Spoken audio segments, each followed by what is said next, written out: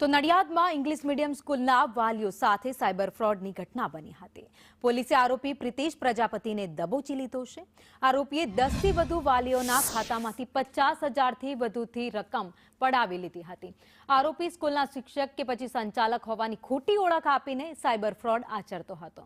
આરોપી વાલીઓ પાસેથી વિદ્યાર્થીઓની વિગતો અથવા તો એપ્લિકેશન ડાઉનલોડ કરવાના બહાને ઓટીપી માંગી તેમના બેંક ખાતામાંથી પૈસા ઉપાડી લેતો હતો.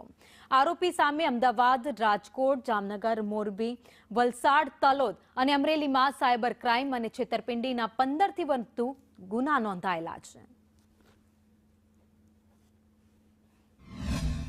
મોબાઈલ નંબર ઉપરથી ફોન આવેલો અને તેમની સોસાયટીમાં રહેતા કિંજલબેન ના રિલેટિવ બોલું તેમ કરીને તેમની પાસેથી ₹14,000 QR કોડ મોકલી અને માગણી કરેલી.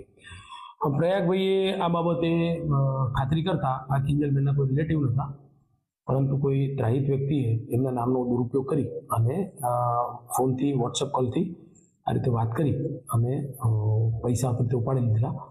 આરોપી જે બેંક એકાઉન્ટની અંદર પૈસા જમા કરાવતો હતો અને જે મોબાઈલ ફોન નંબરથી વાત કરતો હતો તેની ડીપમાં તપાસ કરતા આરોપી પ્રિતેશ ઉર્ફે ગોગી મહેશભાઈ પ્રજાપતિ રહેવાસી નેમપુર અમદાવાદનો જે વ્યક્તિ છે એ વ્યક્તિ આ પ્રકારના આ જે ગુનાની અંદર સંડોવાયેલો હતો.